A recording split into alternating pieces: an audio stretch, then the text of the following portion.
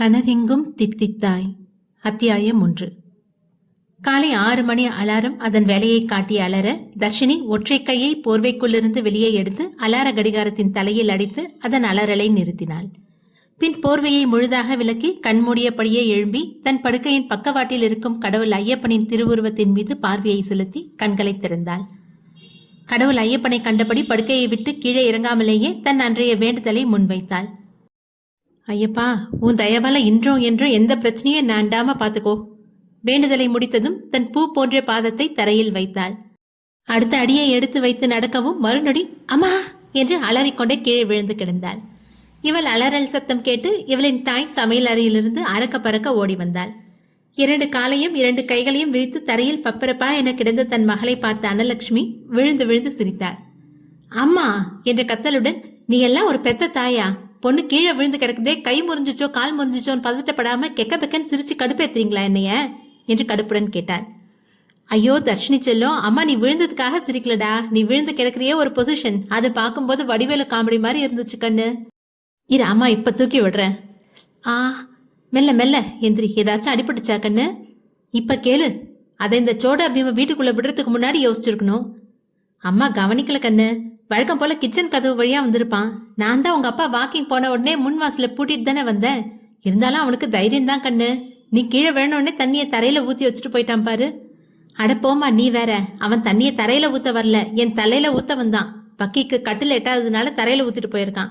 நீ விடுமா, நான் பாத்துக்கிறேன். சரிம்மா, பாரு மணி 6 ஆயிடுச்சு, நீ போய் ரெடி ஆகு, இல்லைன்னா டிராஃபிக்கை தாண்டி நீ போகும்போது லேட் ஆயிடும். உன்னோட மேனேஜர் உனக்கு காய்ச்சி எடுக்க போறான். காய்ச்சி எடுக்கதா? காதரண்டையும் கத்தியே செவிடாக்கிடுவேன். சரி நீ போன சாப்பாடு எடுத்து வைக்கிறேன். சரிம்மா என்றவள் தனது உடைகளை எடுத்து குளியல் அறைக்குள் புகுந்து கொண்டாள். சிட்டியின் முக்கியமான, அதுவும் பணக்காரர்கள் மட்டுமே வசிக்கும் தெரு. பண செழுமையை கொஞ்சம் அதிகமாகவே காட்டும் பங்களாவின் இரு பக்கமும் வண்ண வண்ண மலர்களால் ஆன தோட்டம்.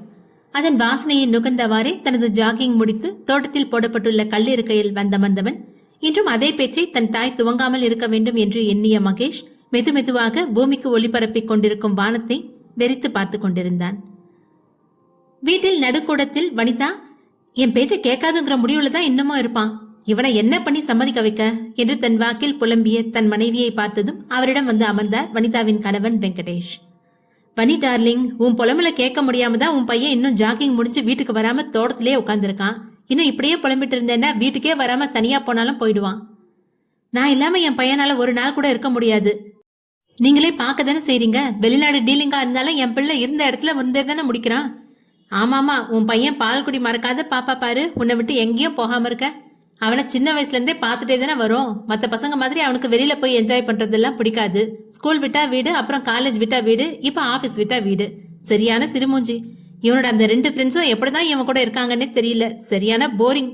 இவனுக்கு எப்படிப்பட்ட பொண்ணை பார்த்தாலும் இவனை அட்ஜஸ்ட் பண்றது ரொம்ப கஷ்டம்தான். பாவம், இவன் தலையில ஆண்டவன் எவ பேரை எழுதி வச்சிருக்கானோ என்றவர் தன் மனைவியை பார்க்க அவர் முந்தானையை வாயில் வைத்து அழுது கொண்டிருந்தார். ஏய், நான் இப்ப என்ன சொல்லிட்டேன்னு அழற? நீங்க சொன்னதுக்காக எல்லாம் என் பையன் என்னை விட்டு போகாம இருக்குல்ல. ஏன்னா அவனுக்கு என்ன ரொம்ப பிடிக்கும். கொஞ்சம் அழுகையை நிறுத்திட்டு பேசுறியா? உன் கண்ணில் கண்ணீர் வரத நம்ம பையன் பார்த்தா உன் மேல இருக்க பாசத்துல என்ன ஒரு வழி ஆக்கிடுவான். அதுக்காக என் மேல அவனுக்கு பாசம் எல்லாம் இல்லாம இல்ல. உங்களுக்கு பொறாம கொஞ்சம் எட்டி பாக்குற மாதிரி இருக்கு. ஏது எனக்கு பொறாமையா? ஆமா உங்களுக்கு தான். அப்புறம் என் பையன் போரிங்கும் இல்ல, சிறுமுஞ்சியும் இல்ல. இப்ப கொஞ்ச நாளா கல்யாணம் பண்ணிக்க சொல்லி வற்புறுத்ததுனால அப்படி தெரியறான். இதுவே நீங்க சொல்லியிருந்தா இந்த காதல வாங்கி அந்த காதல விட்டுருப்பான். நான் சொல்றதுனாலதான் எப்படி மறுக்கிறதுன்னு மனசு இல்லாம நாட்களை தள்ளி போட்டுட்டே இப்படி யோசனையாவே என் புள்ள திரிஞ்சிட்டு இருக்கான். என் புள்ள என்ன மதிக்காத மாதிரி பேசுற. நாங்க ஃப்ரெண்ட்ஸ் மாதிரி, என்னால அவனை புரிஞ்சுக்க முடியும். அதே மாதிரி அவனும் என்ன புரிஞ்சு வச்சிருக்கான். இந்த நகை கடை துணி கடை போகாம ஒரு நாள் ஆபீஸ் வந்து பாரு, என் பையன் எப்படி ஆளுமையா தொழில் பண்றான்னு தெரியும். ஒவ்வொரு முடிவு எடுக்கும் போதும் நான் எப்படி தெளிவா இருப்பேனோ அதே மாதிரி என் பையன் என்னையவே ரோல் மாடலா எடுக்கிறான். இதை விட வேற என்னடி வேணும் எனக்கு? நான் என்ன கவலையில இருக்கேன், நீங்க என்ன வளர்றீங்க? நல்லா தொழில் பண்ணா மட்டும் அந்த தொழில் அப்படியே பொண்ணா மாறி என் பிள்ளைய கல்யாணம் பண்ணிக்குவா போகுது. ஐய, இப்ப எதுக்கு வனி லூசு மாதிரி பேசுற? உங்களுக்கு நான் லூஸா தான் தெரிவேன். எல்லா தாய்க்கும் தான் பிள்ளைக்கு கல்யாணம் பண்ணி பார்க்கணுங்கிற ஆசை இருக்கும். நான் ஏதோ கேட்காததை கேட்ட மாதிரி நீங்களும் உங்க பையனும் ரியாக்ட் பண்றீங்க. அச்சோ வனி டார்லிங், நீ நம்ம பையனுக்கு ட்ரெஸ் எடுத்து கொடுக்குற, அது அவனுக்கு பிடிக்காத கலரா இருந்தா கூட உன் மனசு கஷ்டப்படக்கூடாதுன்னு போடுறான். ஏன் அவனுக்கு பிடிக்காத காயை சமைச்சு வச்சாலும் உன்னோட உழைப்பு வீணா போகக்கூடாதுன்னு சாப்பிட்றான். ஆனா இது அவன் வாழ்க்கை. நீ ஃபோர்ஸ் பண்ண அவன் டிப்ரெஷன் தான் ஆவான். அவனுக்கு பொருத்தமான பொண்ணை பார்க்கும்போது அவனே நம்ம கிட்ட வந்து நிப்பான் பாரு. அம்மா அப்பா எனக்கு கல்யாண ஆசை வந்துருச்சுன்னு. அதனால நீ ஃபீல் பண்ணாம கொஞ்சம் கூலா இரு. அவன் வாழ்க்கை அவனோட முடிவை தான் இருக்கணும். நீ புகுத்துறதா கண்டிப்பா இருக்கக்கூடாது. சரிங்க, புரிஞ்சுக்கிட்டேன். என் பையனோட வாழ்க்கை அதை அவனா முழு மனசா ஏத்துக்கிறதா தான் இருக்கணும். Okay good. உன் பையன் வரான், கண்ணை தொடச்சுக்கோ. குட் மார்னிங் மாம், டேட். குட் மார்னிங்ப்பா. மாம், என்ன உங்க ஃபேஸ் டல்லா இருக்கு? கண்ணு வேற அழுத மாதிரி செவந்து போயிருக்கு. என்னாச்சு? சற்றே கடுமையுடன் கேட்டான். ஒன்றும் இல்லைப்பா, நைட்டு தலைவலி, அதான் முகம் ஒரு மாதிரியும் தூக்கம் இல்லாததுனால கண்ணும் செவந்து போயிடுச்சு. மகேஷ் தந்தையை பார்த்து அதே கடுமையுடன், அம்மாவை கவனிக்கிறத விட்டுட்டு உங்களுக்கு மட்டும் என்ன தூக்கம்? இப்போ இவங்கிட்ட என்ன ரீசன் சொன்னாலும் எரிஞ்சு விழுதான் போறான். அதுக்கு சும்மாவே இருப்போம் என மனதில் எண்ணிக்கொண்டார். சொல்லுங்க. ஒன்றும் இல்லைப்பா, எனக்கு அவர் அசதியா உறங்கி கிடந்தாரு. நான் தான் அவரை எழுப்பல. நீ போய் ஃப்ரெஷ் ஆயிட்டு வா, நான் சாப்பாடு எடுத்து வைக்கிறேன். 2 பேர் மீதும் ஒரு அழுத்தமான பார்வையை பதித்துவிட்டு மேல் மாடியில் இருக்கும் தனது அறையை நோக்கி விரைந்தான் மகேஷ். நீல நிற சுடிதாரில் தனது அடங்காத கூந்தலை பின்னி ஒரு பெரிய கிளிப்புக்குள் அடக்கி தன் முகத்திற்கு கொஞ்சம் பவுடர் பூசியபடியே தனது அறையிலிருந்து வெளியே வந்தாள் தர்ஷினி. தன் மகளை வைத்த கண் வாங்காமல் பார்த்து கொண்டிருந்த தன் கணவரை திட்ட திரும்பி தன் மனைவியை பார்த்தார் சுந்தரம். என்ன, இவளை இதுக்கு முன்னாடி பார்த்ததே இல்லையா? என் பொண்ணை பாருடி, எப்படி தேவதை மாதிரி இருக்கா. இவளுக்கு ஏத்த ஒரு தேவதூதுனா நான் எங்க போய் தேட போறேனோ. அதே டயலாக், கொஞ்சமோ சொல் பிழை இல்லை. என்னடி உளர்ற? இல்லை, நானும் 20 வருஷமா இந்த டைலாக்கை தானே மாடுலேஷன் மாறாம கேட்குறேன். சரி சரி, புள்ள வந்துட்டா, சாப்பாடு எடுத்து வை. தர்ஷினியும் அமைதியாக வந்து சாப்பாட்டு மேஜையின் இருக்கையில் வந்து அமர்ந்தாள். அன்னம் தந்தைக்கும் மகளுக்கும் சேர்த்து பரிமாறினாள். அப்பா, எனக்கு கொஞ்சம் ட்ரெஸ் எடுக்கணும், இந்த சண்டே கூட்டிட்டு போறீங்களா? ஏண்டி, போன மாசம் தானே நானும் நீயும் போய் எடுத்தோம். அதுக்குள்ள என்ன தேவை வந்துருச்சு உனக்கு? மா, உன் பொண்ணு தினமும் இருக்க துணியை தான் மாத்தி மாத்தி போடுறேன். போன மாசம் நீ எடுத்து தந்தியே, மலிவா இருந்தாலும் நல்லா இருக்கும்னு, அதெல்லாம் சாயம் போயிடுச்சு. ஸோ இந்த தடவை அப்பாவை கூட்டிட்டு போலான்னு இருக்கேன். நீங்க சொல்லுங்கப்பா, போலாமா? போலாம் கண்ணு. போங்க போங்க. ஒரு குடும்பத்தை இப்படி நல்லதா கொண்டு போனோம்னா கொஞ்சம் அட்ஜஸ்ட்மெண்ட் தேவை. இதுல நான் மலிவா வாங்கிட்டேனா? என்னம்மா புலம்புற? நான் ஏதாவது வீணா செலவு செஞ்சேன்னா கேளு. போட்டுக்க துணி தானே கேட்குறேன். அண்ணோ சும்மா இரு. புள்ள சம்பாதிச்சு நம்ம கிட்ட தானே தர்றா. அவன் நினைச்சா அதுலயே அவளோட தேவையை பூர்த்தி செஞ்சுக்கலாம். ஆனா நம்ம பொண்ணு மொத்த சம்பளத்தையும் நம்ம கிட்ட தந்துட்டு அவளுக்கு தேவையானதை மட்டும் தானே நம்ம கிட்ட கேட்கறா. வாங்கி கொடுங்க, நான் எதுவும் சொல்லல. சரிம்மா, நான் கிளம்புறேன். அப்பா, போயிட்டு வரேன். பார்த்து பத்திரமா போயிட்டு வாமா என்றனர் இருவரும். அலுவலகம் செல்ல தனது ஸ்கூட்டியை எடுத்தவள் தனது வீட்டு கேட்டின் வெளியே வந்து கேட்டை பூட்டி விட்டு ஸ்கூட்டியை ஸ்டார்ட் செய்யும் போது பக்கத்து வீட்டு கேட்டின் அருகே நின்று ஒரு 3 வயது சிறுவன், ஏய் தர்ஷி. என்னது, ஏய் தர்ஷியா? இருடா வரேன் சோட்டா பீம். இன்னைக்கு காலையில உன்னால தானே நான் கீழே விழுந்தேன் என்று சொல்லியவள் தனது ஸ்கூட்டியை விட்டு இறங்கி அலுவலகத்துக்கு செல்ல நேரமாவதை மறந்து அவனை துரத்திச் சென்றாள். அவள் வண்டியிலிருந்து இறங்கி வருவதை பார்த்த சிறுவன் விருட்டென்று ஓட்டம் பிடித்தான். அவனை ஒரு 5 நிமிட போராட்டத்தில் பிடித்தவள் சிறுவனை தூக்கி இடுப்பில் வைத்து, ஏண்டா காலையில ரூம்ல தண்ணியை ஊத்தி வச்ச சோட்டா பீம்? அம்மா வாந்தி பண்ணாங்க, அதனாலதான் உங்ககிட்ட சொல்ல வந்தேன். சிரித்த முகத்துடன் கேட்டவள் அவன் சொன்ன பதிலில் முகம் சுருங்கி சோட்டா பீமின் வீட்டிற்குள் ஓடினாள். தர்ஷினியின் பக்கத்து வீட்டில் சுமார் 2 வருடங்களாக அத்தம்பதியினர் குடியிருக்கிறார்கள். அவர்களுக்கென்று யாருமில்லை. அனாதை விடுதியில் வளர்ந்த பெண்ணை கட்டியதால் குடும்பத்தை பிரியும் நிலையில் இங்கே குடிவந்து விட்டனர் சிவா அமிர்தா தம்பதியினர். இவர்களின் மகனே நம் நாயகியால் சோட்டா பீம் என அழைக்கப்படும் அருண், 3 வயது சிறுவன். சிவா ஏசிபி அதிகாரியாக வேலை செய்வதால் சில சமயங்களில் வீட்டிற்கு வராமல் இருப்பதுண்டு. அந்நாட்களில் தனது மனைவி குழந்தையின் பாதுகாப்புக்காக ஒரு கான்ஸ்டபிளை வீட்டுக்கு அனுப்பி காவலுக்கு வைத்துக் கொள்வான். அமிர்தா ஆசிரியராக பணிபுரிந்தவள். இந்நாளில் தனது மகனை பார்க்க வேண்டி அந்த வேலையை விட்டுவிட்டாள். அமிர்தா, நீ என்ன ஆச்சு? அண்ணா வீட்ல இல்லையா? ஆமா தர்ஷி, அவரு 2 நாளா கேஸ்னு சொல்லி வெளியூர் போயிருக்காரு. நாளை வந்துருவாரு. நீங்க ஏன் இவ்வளோ டயர்டா இருக்கீங்க? வாந்தி வேற எடுத்தீங்கன்னு சோட்டா பீம் சொன்னா. அது ஒன்றும் இல்லம்மா, சாப்பாடு ஒத்துக்கல போல. சரிக்கா, உடம்ப பாத்துக்கோங்க. நான் அம்மாட்ட பாத்துக்க சொல்லிட்டு கிளம்புறேன். ஐயோ அக்கா, இப்பவே நேரம் ஆயிடுச்சு, நான் கிளம்புறேன். சோட்டா பீம் பைடா. பாய் தர்ஷி. டேய் அத்தன்னு சொல்லுடா. ஃப்ரெண்ட்ஸ் யாராவது அத்தன்னு சொல்லுவாங்களா? டேய் என்ன அதுட்ட விடுங்க நீ, அவனை நானே சரி பண்ணிடுறேன். சரி நான் கிளம்புறேன். சரிம்மா, பார்த்து போ. தனது தாயிடம் அமிர்தாவின் நிலையை பற்றி கூறி அவளை பார்க்க சொல்லிவிட்டு தனது அலுவலகத்திற்கு புறப்பட்டாள் தர்ஷினி. நீல நிற கோட் சூட்டில் படிகளில் கம்பீரமாக இறங்கி வந்த மகனை பார்த்து தந்தையும் தாயும் பூரித்து போயினர். அமைதியாக வந்து டைனிங் டேபிளில் வந்த அமர்ந்தவனை பார்த்து வனிதா, சாரிப்பா, அம்மா இனி எதுக்காகவும் உன்னை வற்புறுத்த மாட்டேன். உன் சந்தோஷம்தான் அம்மாவோட சந்தோஷமோ. உனக்கு எப்போ எந்த பொண்ணை பிடிச்சிருக்கோ அப்போ அந்த பொண்ணையே கல்யாணம் பண்ணிக்க. வெங்கடேஷ் தன் மனைவியையும் மகேஷ் தன் தாயையும் வாயை பிளந்து ஆவென பார்த்தனர். என்ன 2 பேரும் அப்படி பாக்குறீங்க? அதான் சொல்லிட்டேனே, இனி யாரையும் எதுக்காகவும் ஃபோர்ஸ் பண்ண மாட்டேன்னு.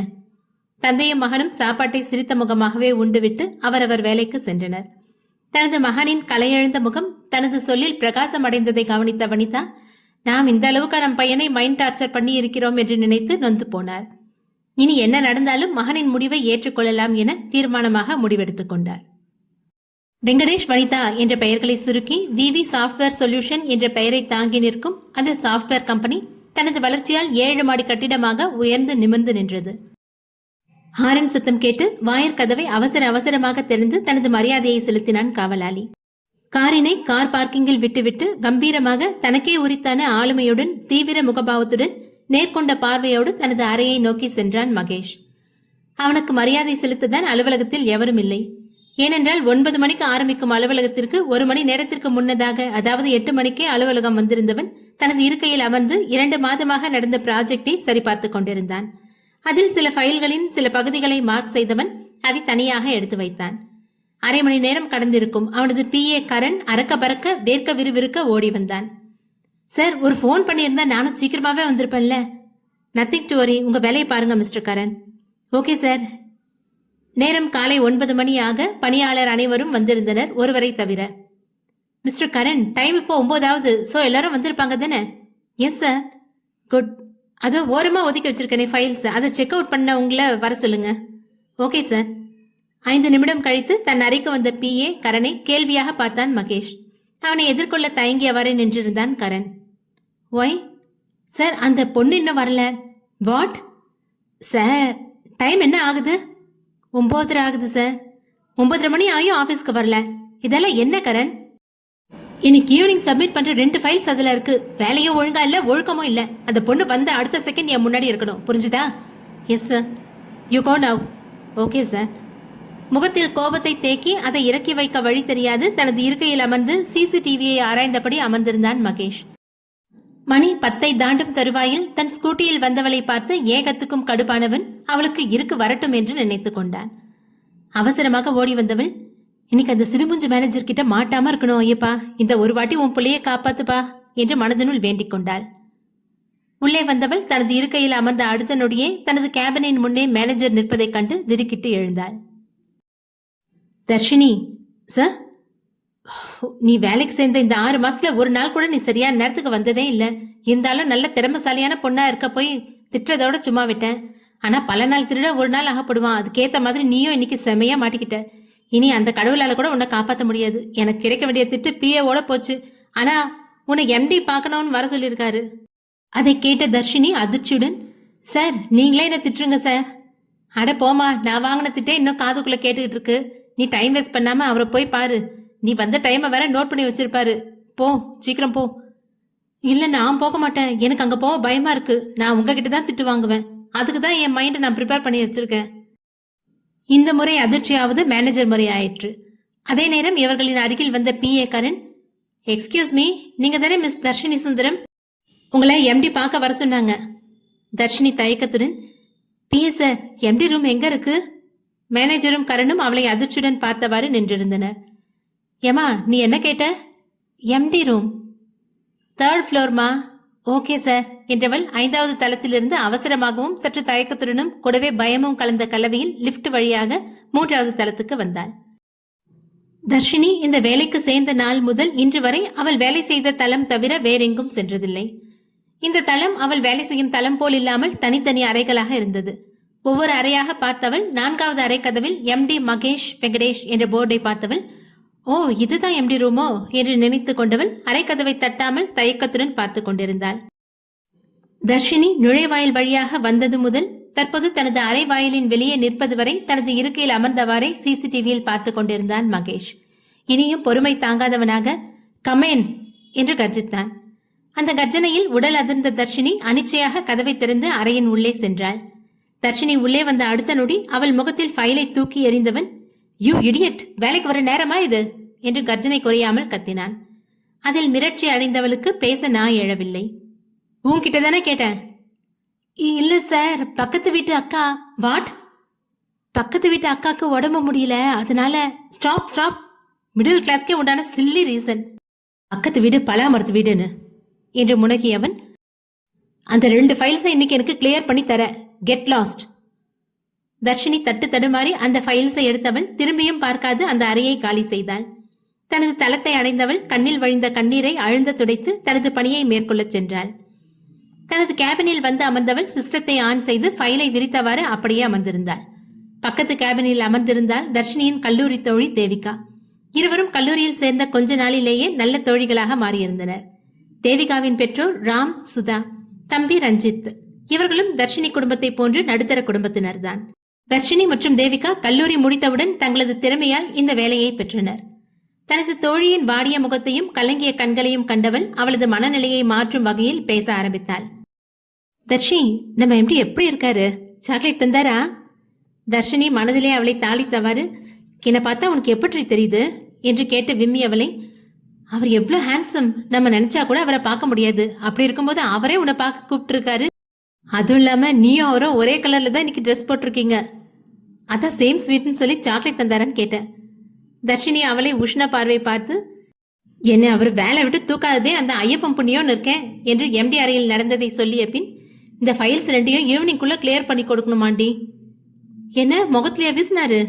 நம்ம மிடில் கிளாஸ் தான், அதுக்காக நமக்கு சுயமரியாதை இல்லைன்னு எப்படி நினைக்கலாம் அந்த வளர்ந்த நெடுமரம் என்று உணர்ச்சி வசப்பட்டு பொங்கியவளை சிறிய புன்னகையுடன், என் வேலையை நான் சரியா செய்யல தேவி, அட்லீஸ்ட் நேரமாவது வந்திருக்கலாம். ஆனா வராம போனது தான் இவ்வளவுக்கும் காரணம்.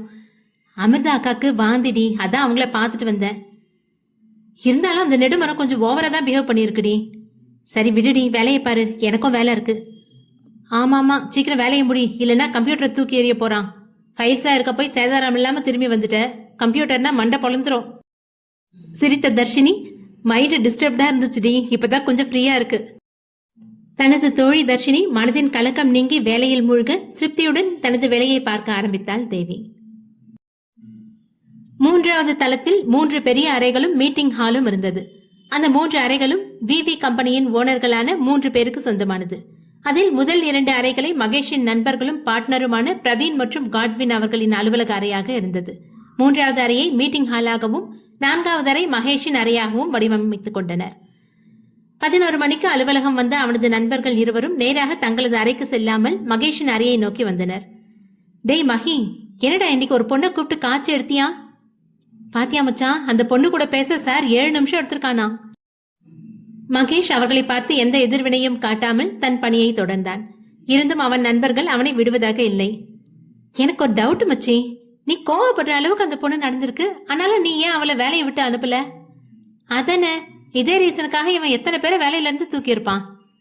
ஓ, ஒருவேளை பொண்ணு செம அழகோ, பார்த்ததும் பிளாட் ஆயிட்டியா என்று இழுத்தவாறே கூற மகேஷ் இருவரையும் பார்த்து முறைக்க உடனே தன்னை சுதாரித்தவன், சும்மா ஒரு பேச்சுக்கு, இல்ல டங்கு ஸ்லிப் ஆயிடுச்சு மச்சான், எல்லாம் அந்த கரணை சொல்லணும்.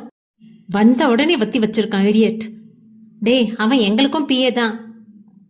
அந்த பொண்ணு என்று இழுத்தவனை தனது முறைப்பால் அடக்கினான் மகேஷ். அவனை எதுக்குடா முறைக்கிற? எனக்குமே அதே டவுட் தான். ஏன் அவளை வேலையை விட்டு தூக்கல? மகேஷ் இருவரையும் பார்த்து ஒரு பெருமூச்சு விட்டபடி, அந்த பொண்ணு என்று ஆரம்பித்தவனை இடைமறித்து, பொண்ணுக்கு பேர் இல்லையா மச்சான்? ஏன் எல்லாம் சொன்ன பிஏ அந்த பொண்ணு பேரை சொல்லையா? சொல்லலையேடா. இருவரையும் முறைத்தவாறே மகேஷ், அவன் name Darshini Sundaram. Wow, nice name.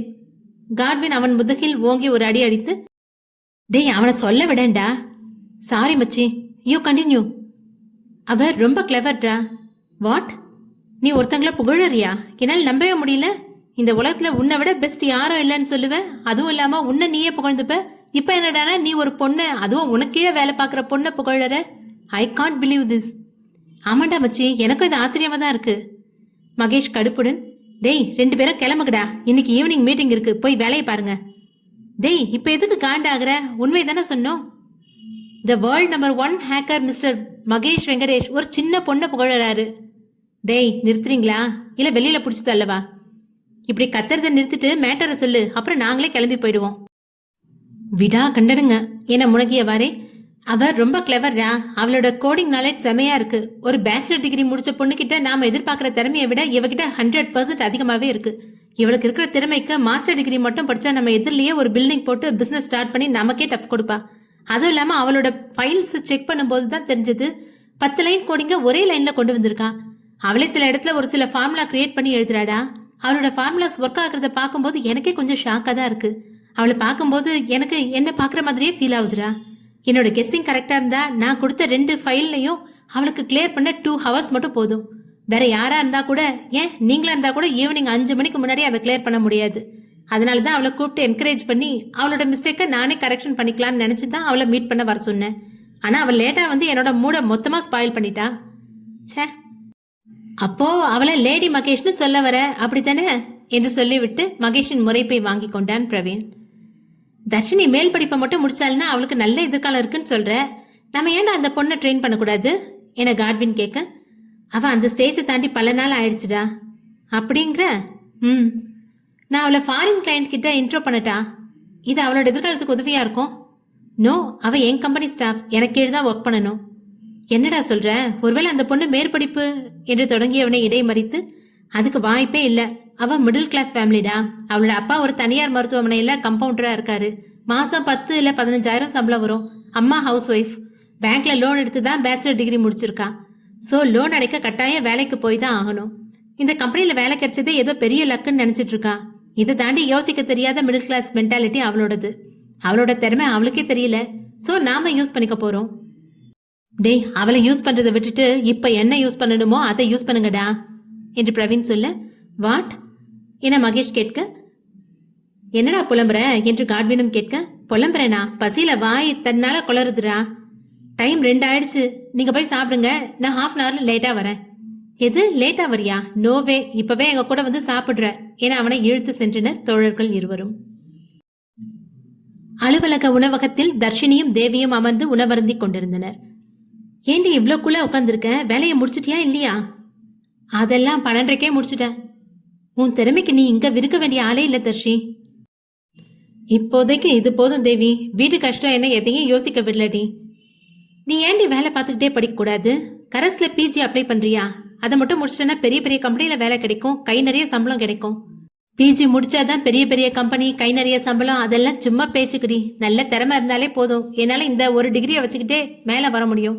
அப்பாவுக்கு சுகர், ப்ரெஷர் இருக்கு. மெடிசனுக்கு காசு வேணும். நோயை கண்ட்ரோலா வச்சுக்க எந்த குளிரானாலும் மழைனாலும் காலையில 4 மணிக்கு எழும்பி வாக் போறாரு. அவரை நினைச்சாலே பாவமா இருக்கு. லோனுக்கு வேற காசு கட்டணும். இப்போதைக்கு இது தவிர வேற எதுவும் என்னால யோசிக்க முடியலடி. கொஞ்ச நாள் போகட்டும், பார்த்துக்கலாம். சரி தர்ஷி, உன்னோட குணத்துக்கும் மனசுக்கும் திறமைக்கும் நீ நல்லா இருப்ப. அது போகட்டும், அந்த நெடுமரத்தை என்ன பண்ணலாம்? அவனை ஏதாவது பண்ணி ஒரு நாளாவது திணற விடணும். அவனை அப்புறம் திணற விடலாம். இப்போ இவனை என்ன பண்ணலாம் அதை சொல்லு. தன்னை நோக்கி வந்து கொண்டிருக்கும் பாலாவை பார்த்து கூறினாள். பாலா தர்ஷினி மற்றும் தேவியின் கல்லூரியில் படித்தவன். கல்லூரி 2ஆம் வருடத்திலிருந்து தர்ஷினியின் மீது ஒரு தலை காதலாக சுற்றி கொண்டிருப்பவன். அவளுக்காகவே அடித்து பிடித்து இந்த கம்பெனியில் வேலைக்கும் சேர்ந்து விட்டான். Hi ladies. தேவி வேண்டா வெறுப்பாக ஹாய் என சொல்ல, என்ன தர்ஷி டல்லா இருக்க? ஒழுங்கா சாப்பிட்றியா இல்லையா?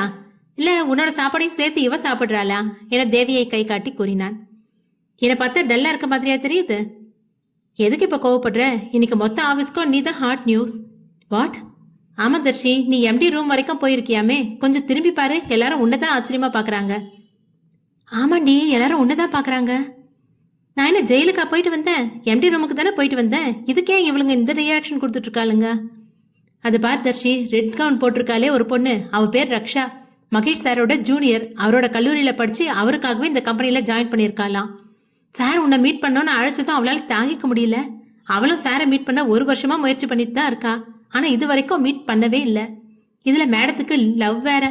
ஆனா மகேஷ் சார் எப்போ வருவார் எப்போ போவார்னு யாருக்குமே தெரியல. இவளெல்லாம் சாருக்கு தெரியுமோ என்னவோ, அதே டவுட்டு தான். இதெல்லாம் எதுக்கு எங்ககிட்ட வந்து சொல்ற? லஞ்ச் டைம் முடிஞ்சிடுச்சு, வா தர்ஷி நம்ம கிளம்பலாம்.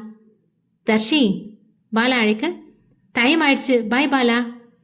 மதிய நேரம் முடிந்து அனைவரும் அவரவர் கேபினில் வந்து அமர்ந்தனர். பாலா தரைத்தளத்தில் வேலை பார்த்து கொண்டிருந்தான். அப்போது அவனது பக்கத்தில் இருந்த பெண்கள் பேசுவது அவன் காதில் விழுந்தது. அந்த தர்ஷினி ஜாயின் பண்ணி 6 மாசம் தான் ஆகுதா, அதுக்குள்ள எம்டி சாரை மீட் பண்ணியிருக்கா? ஆமாண்டி, அதை தான் யாராலையும் நம்பவே முடியல. காலேஜ் படிக்கும்போதும் இந்த கம்பெனி ஆரம்பிச்ச இந்த 2 வருஷத்துல அவர் எந்த பொண்ணையும் ஏற எடுத்து கூட பார்த்ததில்ல. அவரே விரும்பி அந்த பொண்ணை மீட் பண்ண அழைச்சது தான் அதிசயமா இருக்கு. அந்த மேனாமணிக்கு ரக்ஷா முகத்தை பார்க்கணுமே. ஒரு நாள்ல அந்த தர்ஷினி பொண்ணு ரொம்பவே ஃபேமஸ் ஆயிட்டா. ஆனாலும் ஒரு விஷயம் மனசை உறுத்திக்கிட்டே இருக்குடி. நம்ம எவ்வளவு தப்பு பண்ணியிருப்போம். ஏன் இந்த கம்பெனியில தப்பு பண்ணவங்களே இல்லையா? அவளை மட்டும் அழைச்சிருக்காருன்னா என்னவோ இருக்கு. அப்படிலாம் ஒன்றும் இல்லை. அவ வீடு தெற்கால, சார் வீடு மேற்கால இருக்கு. அந்த பொண்ணு middle class, sir upper high class. Sir foreign கல்ச்சர்ல படிச்சவரு, தர்ஷினி அரசாங்க கல்லூரியில படிச்சவ. ஏணி வச்சாலும் 2 பேருக்கும் எட்டாது. இதுல இவங்க 2 பேருக்கும் என்ன இருக்க போகுது? அட ஆமாண்டி, நீ சொல்றதும் கரெக்ட் தான். நான் தான் லூஸ் தனமா யோசனை பண்ணிட்டேன். யோசனை பண்ணதோட விடு. இது மட்டும் அந்த மேனாமணிக்கு ரக்ஷா காதுல விழுந்துச்சு, ஏதாவது பழிய போட்டு உன்னை வேலையை விட்டு தூக்கிட போறா. ஆமாண்டி, சரி வேலையை பார்ப்போம். இரு பெண்களின் உரையாடலை கேட்ட பாலாவிற்கு மனதில் ஒரே நெருடலாகவே இருந்தது. பாலாவும் வசதி படைத்தவன்தான், படிப்பாளியும் கூட. பள்ளியில் நிறைய மதிப்பெண் எடுத்ததுனாலேயே அவனுக்கு அரசாங்க கல்லூரியில் வாய்ப்பு கிடைத்தது. தர்ஷினியின் திறமையால் ஈர்க்கப்பட்ட அவன் மனது அவளை விரும்ப ஆரம்பித்தது. தர்ஷினியை இழக்க விரும்பாதவன் அவள் பணிபுரியும் கம்பெனியில் தனது திறமையால் வேலை வாங்கிக் கொண்டான். 100க்கு மேல் அழகான பெண்கள் பணிபுரிந்தும் தர்ஷினியை மகேஷ் காண அழைத்தது அவனுக்கு உறுத்தலாகவே இருந்தது. ரக்ஷா மகேஷை போல் வசதி படைத்தவள்தான். அவனை அடையவே அவனுக்கு கீழே பணிபுரிகிறாள். எதுவாக இருந்தாலும் ரக்ஷா இருக்கும் வரை நமக்கு கவலை இல்லை என்று மனதில் நினைத்துக் கொண்டு நிம்மதியுற்றான் பாலா. மகேஷ் அலுவலக அறையில் தனது முன்னிருந்த கம்ப்யூட்டரில் தன் முழு கவனத்தை செலுத்தி மும்முரமாக வேலை பார்த்து கொண்டிருந்தான். அவன் முன் இருந்த இருக்கையில் நண்பர்கள் இருவரும் வளவளத்துக் கொண்டிருந்தனர். டேய் மச்சான், இவனை பாரு, மனுஷன் மாதிரியா இருக்கான். ஏண்டா, அவனுக்கு என்ன? ஒரு ஒயர் மட்டும்தான் மச்சான் கனெக்ட் ஆகல. மற்றபடி கம்ப்யூட்டர்ல இருக்கிற மவுஸ் கீபோர்டு மாதிரி தான் இவனும் ஓயாம அது கூட கனெக்ட் ஆகிருக்கான். ஏண்டா மறைக்கிற? எனக்கும் அப்படிதான் நினைக்க தோணுது. ஆமா, நேற்று நைட்டு எங்க போன? அவன் எங்கேயோ போனான்னு உனக்கு எப்படி தெரியும்? வெங்கி அப்பா தான் சொன்னாரு. இருவரும் கேள்வியாக அவனை பார்க்க வேலையை பார்த்தவாறே ஒரு ஃபைலை அவர்களிடம் கொடுத்தான். ஃபைலை வாங்கி படித்த இருவரின் முகத்திலும் எண்ணற்ற பிரகாசம் வந்தது. கடைசி பக்கத்தில் மகேஷ் ஒப்புதலுக்காக கையெழுத்து போட்டிருந்தான். பிரவீன், காட்வின் சற்றும் தாமதிக்காமல் தன் பெயர் அச்சிடப்பட்டிருந்த இடத்தில் சைன் போட்டனர். நேற்று நைட்டு முருகவேல் சாரை மீட் பண்ண போனியா? காட்வின் கேட்க மகேஷ் வேலையை பார்த்தவரே என்றான். 2 கோடி ப்ராஜெக்ட், 6 மாசம் டைம். நாம முழு கவனமா செஞ்சா 5 மாசத்துல முடிச்சு மீதமுள்ள 1 மாசத்துல அரேஞ்ச் பண்ணி வெரிஃபிகேஷன் பண்ணிடலாம். ஓகே தான், பட் இப்போ பண்ணிட்டு இருக்க சின்ன சின்ன ப்ராஜெக்ட் எல்லாம் பெண்டிங் ஆயிடுமே. டைமுக்குள்ள அதையும் முடிச்சு கொடுக்கணுமேடா என காட்வின் சொல்ல, அதை யோசிக்காமலா மகி சைன் பண்ணியிருப்பான் என்று பிரவீன் கூற, அதுவும் கரெக்ட் தான். அப்போ ஒர்க்கர்ஸை நைட் ஷிஃப்ட் பண்ண சொல்லலாம் என்றான் காட்வின். நைட் ஷிஃப்டா? அது மகிக்கு பிடிக்காது இல்லடா. நம்ம கம்பெனி ஆரம்பிக்கும் போதே நைட் ஷிஃப்ட் வைக்க கூடாதுன்னு தானே முடிவு பண்ணோம். இதை எப்படி மறந்தேன்? அப்ப எப்படி நம்மளால முடிக்க முடியும்? பிரவீன் மகேஷை பார்த்து, டேய் ஒயர்லெஸ் கம்ப்யூட்டர் பார்ட், என்னடா பிளான் பண்ணியிருக்க? இருவரையும் முறைத்த மகேஷ், ப்ராஜெக்டை 4 பார்ட்டா பிரிக்க போறோம். ஸோ ஒர்க்கர்ஸ் இதுல இன்வால்வ் ஆக மாட்டாங்க. மற்ற ப்ராஜெக்டுக்கு இதனால எந்த பாதிப்பும் வராது. நாளையில இருந்து ஒர்க் ஸ்டார்ட் பண்ண போறோம். டேய் என்னடா விளையாடுறியா? 2 கோடி ப்ராஜெக்ட், நம்மளால இவ்வளவு ஷார்ட் டைம்ல முடிக்கவே முடியாது. ஆமாண்டா, எனக்கும் அப்படிதான் தோணுது. முடியும், நம்ம 4 பேரும் சேர்ந்து பண்ணாலே முடிஞ்சிடும். 4 பேரா? ஆமா, நம்ம கூட ஒர்க் பண்ண போறது தர்ஷினி சுந்தரம். வாயை பிளந்து பார்த்த இருவரையும் நகைத்த மகேஷ், நான் போட்ட ஸ்கெடியூல் என்னைக்கும் தப்பாவது. நம்ம 4 பேரால கண்டிப்பா முடிக்க முடியும். என்னடா நீ ஒரு 7 என்ன எங்களுக்கு தெரியும். 1 டே ஒர்க்கை 1 ஹவர்ல உன்னால முடியும். ஆனா எங்களால பண்ண முடியாது. அது உனக்கே நல்லா தெரியும். கொஞ்சம் யோசிச்சு பாருடா மச்சி. ஆமாண்டா மகி, 2 கோடி ப்ராஜெக்டா, கொஞ்சம் சொதப்பினாலும் நமக்கு பிளாக் மார்க் வந்துடும். ஃபைனல் நாளையில இருந்து ஸ்டார்ட் பண்றோம்.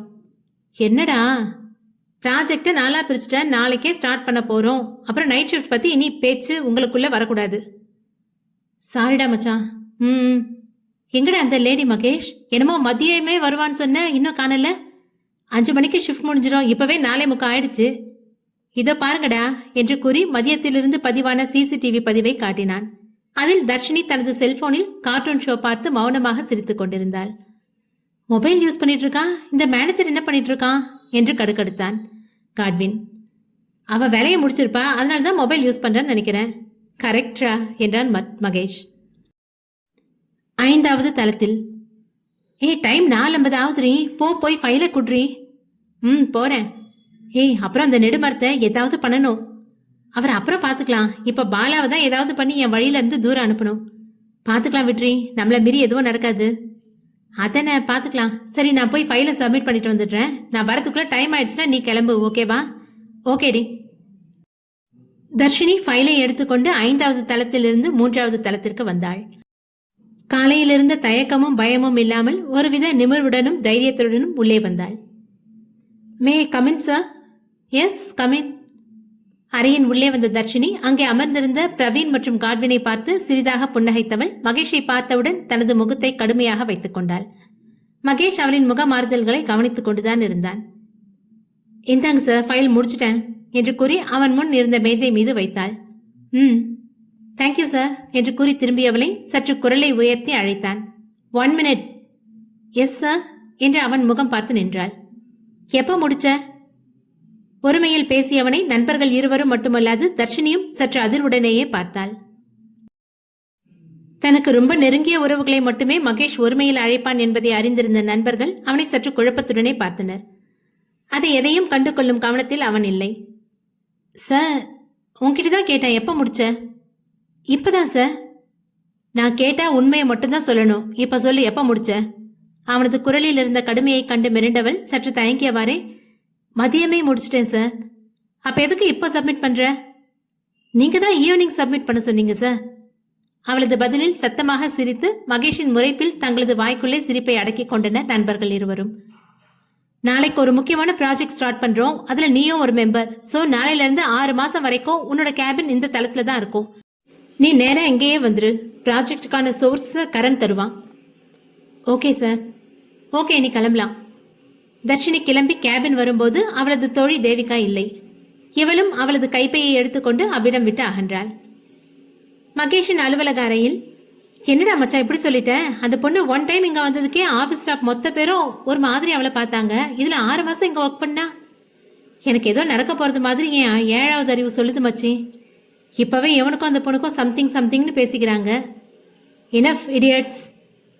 இருவரும் அவனை முறைத்து விட்டு எழுந்து சென்றனர். அவனும் ஒரு பெருமூச்சு விட்டபடி தன் வேலையை தொடர்ந்தான்.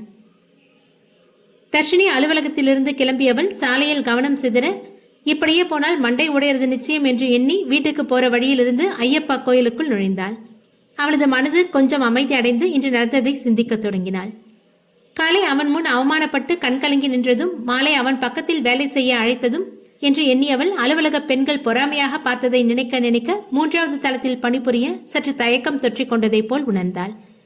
கோயிலின் முன்புறம் இருந்த ஒரு மரத்தடியில் கொஞ்ச நேரம் அமர்ந்தவள் மனது அமைதி பெற்று அங்கிருந்து கிளம்பினாள். வீட்டை அடைந்தவளின் அருகே ஓடி வந்தான் சிறுவன். ஏ தர்ஷி, என் சாக்லேட் எங்க? பையை துழாவியவள் அப்போதுதான் உணர்ந்தாள் அவனுக்கான சாக்லேட் வாங்காமல் வந்ததை. அவன் அவளது கையை ஆவலாக பார்த்து கொண்டிருந்தான். அதனை தாங்காது சோட்டா பீமை தூக்கி இடுப்பில் இருத்தினாள். நம்ம சேர்ந்து கடைக்கு போய் சாக்லேட் வாங்கி சாப்பிடலாமா?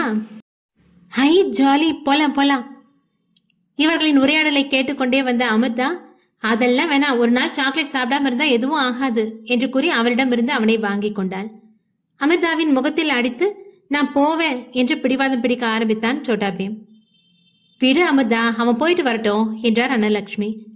நீங்க எல்லாம் செல்ல கொடுக்கறதால தான் அவன் என் பேச்சை கேட்கறதே இல்லை என்று முறுக்கிக் கொண்டாள். அமிர்தாவின் பேச்சை காதில் வாங்காத தாயும் மகளும் அவளை விட்டு அகன்றனர்.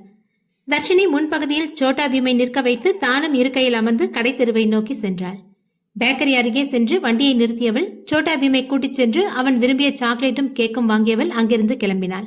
சோட்டா பீமின் உற்சாகத்தை பார்த்தவள் தானும் உற்சாகமாகி பயணித்தாள். சிறிது நேரத்தில் டிராபிக்கில் மாட்டிக்கொண்டனர். அதே டிராபிக்கில் மாட்டிய மகேஷ் தர்ஷினியை பார்க்கவும் கோபத்தின் உச்சிக்கே சென்று விட்டான். இவங்க பாதுகாப்புக்காக நாம இவங்களெல்லாம் நேரத்தோட அனுப்பிவிட்ட, இவன் என்னடான்னா இருட்டுற நேரத்துல ஊர் சுத்துறா இடியட் என்று தர்ஷினியை பார்த்தவாறே நினைத்து மானசீகமாக தலையில் அடித்துக் கொண்டான். டிராபிக் கிளியராக இருவரும் எதிரெதிர் சாலையில் பயணித்து அவரவர் வீட்டை அடைந்தனர். வீட்டு வாசலில் கார் சத்தம் கேட்டு அறையிலிருந்து வெளியே வந்த வனிதா ஹாலில் நியூஸ் பார்த்து கொண்டிருந்த கணவன் அருகில் வந்து அமர்ந்து கொண்டாள். போர்ட்டிகோவில் காரை நிறுத்தியவன் வீட்டிற்கு வந்து தாய் தந்தையர் கூடத்தில் அமர்ந்திருப்பதை பார்த்தவன் அவர்களை பார்த்து சிறிது புன்னகைத்து தனது அறை நோக்கி சென்றான். என்னங்க, அவன் வந்ததுக்கு அப்புறம் கேட்கலாமா? மனைவியை முறைத்த வெங்கடேஷ். எதுக்கு? அவன் சாப்பிடாம தூங்கறதுக்கா? ஆமா இல்ல, நம்ம கிட்ட இல்லாத கோவம் இவன்கிட்ட மட்டும் எப்படிதான் வந்துச்சுன்னே தெரியல. சரி விடு, அவன் வரான். ஏதோ முணுமுணுக்காம அவனுக்கு சாப்பாடு பரிமாறு. உணவு மேஜையில் இருந்த மகனுக்கு ஆசை ஆசையாக பரிமாறினாள் வனிதா. பின்பு கணவனுக்கும் பரிமாறியவள் தானும் அவர்களுடன் உண்டு முடித்தார். மகேஷ் சாப்பிட்டு தனது அறைக்கு போகாமல் ஹாலில் இருந்த சோஃபாவில் அமர்ந்தான். இதுதான் தக்க சமயம் என நினைத்த வனிதா மகேஷை பார்த்து, தம்பி, இன்னைக்கு ஆபீஸ்ல ஒரு பொண்ணை திட்டினியாமே என்று மட்டுமே கூறியவன் மனதில் பிரவீனை திட்டி தீர்த்தான். அவனுக்குமே தெரியும் இந்த மாதிரி போட்டு கொடுக்க அவனால் மட்டும்தான் முடியும் என்று. நீ இப்படி நடந்துக்கிறவன் இல்லையேடா, அப்புறம் எப்படி அந்த பொண்ணுக்கிட்ட ஹார்ஷா நடந்துக்கிட்ட? வெங்கடேஷ் கேட்க, அவ தப்பு பண்ணா அதான் திட்ட வேண்டியதா போச்சு. உன்னோட ஆஃபீஸில் 500க்கும் மேலே ஒர்க்கர்ஸ் வேலை பார்க்குறாங்க. அதில் 100 பேருக்கு மேலே பொண்ணுங்க இருக்காங்க. அவங்க யாரும் பண்ணாத தப்பையா அந்த பொண்ணு பண்ணுச்சு? வனிதா கேட்க, தாயின் கேள்வியில் உள்ளுக்குள் சற்று தடுமாறித்தான் போனான் மகேஷ். இருந்தும் ஒரு நொடியில் நிதானித்து தாயை பார்க்க அவரும் எவனையே பார்த்து கொண்டிருந்தார். சொல்லுப்பா. கொடுத்த வேலையை ஒழுங்கா பண்ணல அண்ட் சரியான நேரத்துக்கு ஆஃபீஸ்க்கு வரல. அவ ஹேண்டில் பண்ண ஃபைல்ஸ் எனக்கு உடனே தேவைப்பட்டுச்சு. அந்த டென்ஷன்ல திட்டேன். அது மட்டும் இல்லாம அவ என்னோட ஸ்டாஃப். ஸோ அவ தப்ப சுட்டு காட்டினது எனக்கு தப்பா தோணல. அது சரி, அவ உன்னோட ஸ்டாஃப், என்ன வேணா பண்ணு. ஆனா முருகவேல் கம்பெனி ப்ராஜெக்டை நீங்க 4 பேரை சேர்ந்து முடிக்கிறதா நீ எடுத்த முடிவு எனக்கு கொஞ்சம் நெருடலாவே இருக்குப்பா. இல்லப்பா, இது ரொம்ப முக்கியமான ப்ராஜெக்ட். அவரோட கம்பெனி பாதுகாப்புக்கு பண்ண போறோம். இதுல என்ன மீறி எதுவும் நடக்க நான் விரும்பல. கம்பெனில டீம் ஃபார்ம் பண்ணி டீம் மெம்பர்கிட்ட கொடுத்து முடிக்க எனக்கு 6 மாசம் டைம் தேவைப்படாது. நானே பண்றதுனால தான் 3 மாச ப்ராஜெக்டை கூடுதலாக 4 சேர்த்து 6 மாசமா அக்ரிமெண்ட் போட்டிருக்கேன். இந்த ப்ராஜெக்ட் வெளியே லீக் ஆனா முருகவேல் சாரோட கம்பெனியை நிமிஷத்துல தரமட்டமாக்கிடலாம். யாராலையும் ஹேக் பண்ண வாய்ப்பை நான் கொடுக்க மாட்டேன். அவர் என்ன நம்பி தந்த ப்ராஜெக்ட், ஸோ என்னால் பண்ண முடியும். தர்ஷினியோட கோடிங் சென்ஸ் பார்த்தப்ப என்னால் ஆச்சரியப்படாமல் இருக்க முடியல. அதனால அவளையும் சேர்த்துக்கிட்டா நல்லா இருக்கும்னு யோசிச்சு தான் சேர்த்துக்கிட்டேன். பிரவீன் சொன்னான்ப்பா, அந்த பொண்ணு லேடி மகேஷ்னு. சரிப்பா, நீ இவ்வளோ சொல்றதுனால நாங்கள் இதை பற்றி கவலைப்படல. பார்த்து நல்லபடியாக முடிச்சு கொடுப்பா. All the best. தேங்க்ஸ்ப்பா. சரிக்கா, நான் டைம் ஆச்சு, போய் தூங்கு. குட் நைட்மா. தன் வாழ்க்கையில் முதலாக யாரென்றே தெரியாத ஒரு பெண்ணிற்கு முக்கியத்துவம் கொடுத்த தன் மகனின் மனமாற்றத்தை எண்ணி ஆச்சரியமான பெற்றோர்கள் மாடி படியேறி செல்லும் தங்கள் மகனை பார்த்தவாறே அவர்களும் தங்களது அறையில் புகுந்து கொண்டனர். மகேஷின் தந்தையும் அவனின் நண்பர்களான காட்வின், பிரவீன் தந்தைகளும் இவர்களைப் போல நண்பர்கள் மட்டுமல்லாது தொழில் பார்ட்னர்களும் கூட. தந்தைகளின் பழக்க வழக்கத்தால் இளையோர்கள் இணைந்தனர். மகேஷ் ஒரு அடாவடியான கேரக்டராக இருந்தாலும் பிரவீனும் காட்வினும் அவனை ஒருபோதும் தனியாக விட்டதில்லை. மகேஷுக்கு தனது நண்பர்களை மிகவும் பிடித்தே இருந்தது. இருந்தும் தனது குணத்தால் அதை ஒருபோதும் வெளியே காட்டியதில்லை. பிரவீனின் குடும்பம் ரொம்ப கலகலப்பான குடும்பம். சில வருடங்களாக அந்த கலகலப்பை இழந்திருந்தனர். பிரவீனின் பெற்றோர் சங்கரி, கமலக்கண்ணன். அண்ணன் பிரதாப். காதல் தோல்வியினால் பிரதாப் தற்கொலை செய்து கொள்ள வெகுவாக ஆட்டம் கண்டது அக்குடும்பம். கமலக்கண்ணன் தனது மகனை இழந்து கஷ்டப்படுவதை விட பிரவீன் தன் உயிரான ஒரே தமையனை இழந்து மனதளவில் துடித்து விட்டான். காட்வின் குடும்பம் அமைதியான குடும்பம். பெற்றோர் ஜோசப், ரோசி. ஒரே செல்லமான தங்கை ஜெஸ்லிகா. பெங்களூரில் கல்லூரி இறுதியாண்டு படித்துக் கொண்டிருக்கிறாள். விடியற் காலையில் சமையல் அறையில் வேலை பார்த்து கொண்டிருந்த தன் அன்னையை பின்னால் இருந்து அணைத்தவாறு நின்றிருந்தாள் தர்ஷினி. என்னடா கண்ணு, வா, எனக்கு ஒரு டீ. என்ன இது அதிசயமா இருக்கு? 6 மணிக்கு எழும்புறவ இன்னைக்கு என்னடானா 5 மணிக்கே எழும்பி வந்திருக்க? ஆஃபீஸ்ல ஒரு புது ப்ராஜெக்ட் இன்னைக்கு தொடங்க போறாங்கம்மா. என்னையும் அதில் ஒரு மெம்பரா சேர்த்திருக்காங்க. அதான் லேட்டா போனா நல்லா இருக்காதுல்ல. சரிம்மா, போய் ரெடி ஆயிட்டு வா, நான் டீ போட்டு வைக்கிறேன். ஓகேம்மா. தர்ஷினி அறையை நோக்கி செல்ல அன்னலட்சுமி வேலையை தொடர்ந்தார். மணி 6:30 வெளியில் வாக்கிங் போன சுந்தரம் வீட்டிற்குள் வந்தார். அவரின் கையை பிடித்தபடியே அருணும் வந்தான். வீட்டிற்குள் நுழைந்ததும் தர்ஷினியின் அறையை நோக்கி ஓடினான் அருண். ஏய் தர்ஷி என்று கூவலுடன் வந்தவனை அள்ளி எடுத்து தனது இடுப்பில் அமர்த்தி கொண்டாள். உனக்கு மட்டும் எப்படித்தான் காலங்காத்தாலேயே விழிப்பு வருதோ? எனக்கு குளிச்ச பின்னாடியும் தூக்கம் கண்ணிலேயே இருக்குடா.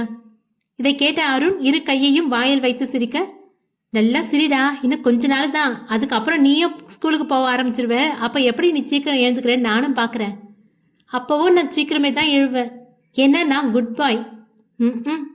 இருவரும் சிறிது நேரம் பேசி செலவழித்த பின் உணவு உண்ண சாப்பாடு மேஜையில் அமர்ந்தனர். அருணுக்கும் மூட்டிவிட்டு தானும் உண்டு முடித்தாள் தர்ஷினி. சுந்தரமும் உண்டுவிட்டு தான் பணிபுரியும் மருத்துவமனை நோக்கி சென்றார். சிறிது நேரத்தில் தர்ஷினியும் விடை பெற்று தனது அலுவலகம் நோக்கி சென்றாள். இரவே அடுத்த நாள் செய்ய வேண்டிய வேலையை 4ஆக பிரித்தவன் கரனுக்கு மெயில் அனுப்பிவிட்டுதான் உறங்கினான். காலை எழுந்து தனது தினசரி உடற்பயிற்சி மற்றும் காலை கடன்களை முடித்தவன் என்றும் குறையாத தனது கம்பீரத்துடன் ரெடியாகி கீழே வந்தான். தாய் தந்தையோடு உணவருந்தி அவர்களிடமிருந்து விடை பெற்று ஆபீஸுக்கு கிளம்பிச் சென்றான். போகும் மகனை மனதில் பாரத்தோடு வனிதா தன்னை மறந்து பார்த்து கொண்டிருந்தாள். மனைவியின் மனபாரம் அறிந்த கணவனோ அவளை தோளோடு அணைத்து ஆறுதல் அளித்தார். எல்லாம் மாறும், மனசை மட்டும் தளர விடாத என்றவர் மனைவியிடமிருந்து விடை பெற்று தனது பணிக்கு சென்று விட்டார். வண்டியில் பயணித்த மகேஷின் எண்ணம் முழுவதும் தர்ஷினியே நிறைந்திருந்தாள். நேற்று அந்த பெண்ணை கொஞ்சம் அதிகமாகத்தான் திட்டிவிட்டோமோ, நண்பர்கள் முதல் பெற்றோர் வரை ரியாக்ட் ஆகிறாங்களே என்று நினைத்தவன் மனக்கண்ணில் தர்ஷினி மாலை ஊர் சுத்தியது நினைவுக்கு வர முகம் பழையபடி இறுக்கத்தை தத்தெடுத்தது. எந்த உணர்வையும் முகத்தில் தெரியாதவாறு மனதை ஒரு நிலைப்படுத்தியவன் அலுவலக வாசலில் வந்து நின்றான். இன்றும் அதே நேரம் காலை 8 மணிக்கு அலுவலகத்தில் யாரும் வந்திருக்கவில்லை. மகேஷ் தனது வேலையை தொடர்ந்தவாறே ஒரு கண்ணை சிசிடிவியில் பதித்திருந்தான். மணி 9 நிமிடம் இருக்கும் போதே தனது ஸ்கூட்டியில் உள்ளே நுழைந்தவளை தனது அறையிலிருந்து பார்த்தவனுக்கு அவனை அறியாமலேயே முகத்தில் புன்சிரிப்பு வந்து போனது. அதை கவனிக்க தவறியவன் தனது வேலையை தொடர்ந்தான். அலுவலகத்தின் உள்ளே வந்தவளை PA கரண் வரவேற்று 3ஆம் தளத்திற்கு அழைத்து சென்றான். மீட்டிங் ஹாலில் 4 கேபின் புதிதாக போடப்பட்டிருந்தது. அதில் ஒன்றில் அவளை அமர சொன்னவன் சில கோப்புகளை அவளிடம் கொடுத்து வேலையை தொடங்க சொன்னான். தர்ஷினி வேலையை தொடங்கவும் அவ்விடம் விட்டு அகன்ற கரண் MD அறையை நோக்கி சென்றான். 4 கேபின்களை பார்த்தவள், அட கடவுளே, 4 பேரும் சேர்ந்து இங்கதான் ஒர்க் பண்ண போறோமா? இந்த 6 மாசம் நான் 1 இல்ல 2 மணி நேரம் தானே ஒர்க் பண்ணிருக்கேன். இனி எப்படி சும்மா இருக்க முடியும்? ஐயப்பா, நீதான் கொஞ்சம் கருணை காட்டணும் என்று கண்ணை மூடி நினைத்து கொண்டவள் தடக் தடக் என்ற அழுத்தமான காலடி சத்தத்தில் விழித்தாள். தன்னை நோக்கி வந்து கொண்டிருக்கும் மகேஷை பார்த்தவாறே எழுந்து நின்றாள். Good morning sir. Good morning என்றவன் அவளின் எதிர்ப்புறம் போடப்பட்ட 2 கேபின்களில் ஒன்றில் அமர்ந்து கொண்டான். மகேஷ் வேலையை தொடர தர்ஷினி அமராமல் நின்று கொண்டிருந்தாள். அதையும் கவனிக்காமல் தன் வேலையில் மூழ்கி போனான். அவளும் அவனை பார்த்தவாறே நின்றிருந்தாள். அப்போது அவர்களை நோக்கி பிரவீனும் காட்வினும் வந்தனர். என்னம்மா, இன்னைக்கும் லேட்டா வந்துட்டியா? அதான் உனக்கு பனிஷ்மெண்ட் தந்து நிக்க வச்சிருக்கானா என்று கேட்டவாறே அவளின் பக்கத்தில் இருந்த கேபினில் அமர்ந்து கொண்டான் பிரவீன். நிமிர்ந்து பார்த்த மகேஷ், நீயா இன்னும் நின்றுட்டே இருக்க? அடப்பாவி, ஒரு பொண்ணு முன்னாடி நிக்கிறது கூட தெரியாம கல்லு மாதிரி இருந்திருக்கான். இவன் மனுஷனா ரோபோவா என்று நினைத்தபடி நின்றிருந்தாள். ஹாய், என்ன நின்றுட்டே கனவு காண்றியா என்றான் மகேஷ். இல்ல சார், உங்க பக்கத்துல இருந்து ஒர்க் பண்றதை நினைச்சாலே பிரமிப்பா இருக்கு. அப்ப இவ்வளவு நேரம் வேலை பார்க்காம நின்றுகிட்டு தான் இருந்தியா? ஏய், நீ சும்மா இருடா, எல்லாத்துக்கும் கோவப்பட்டுக்கிட்டு. அவளே நர்வஸா இருக்கா, நீ உட்காருமா என காட்வின் சொல்ல. சார். டே மச்சி, என்னால இன்னும் நம்பவே முடியலடா. நம்ம டீம்ல ஒரு லேடி, காலேஜ்ல ஒரு பொண்ணுகிட்ட கூட பேச விட மாட்டான். ஏன், இவனால ஒரு பொண்ணு நம்ம கிட்ட வந்து பேசாது. ஆனா இப்ப அவனே ஒரு பொண்ணை நம்ம டீம்ல சேர்த்திருக்கான். எனக்கு என்னவோ இதுதான் உலகத்துல 8வது அதிசயமா இருக்கும்னு தோணுது. ஸ்டாப் இட் இடியட்ஸ், வேலையை பாருங்க என்று அடிக்குரலில் உருமினான் மகேஷ். அவனது கத்தலை கேட்ட மூவரும் அவசரமாக அவரவர் இருக்கையில் அமர்ந்து தங்கள் வேலையை தொடர்ந்தனர். அடுத்த எபிசோட நாளைக்கு இதே டைம் கேட்கலாம். சப்ஸ்கிரைப் பண்ணாதவங்க சப்ஸ்கிரைப் பண்ணி பெல் நோட்டிஃபிகேஷன் ஆன் பண்ணி வச்சிருங்க. நன்றி.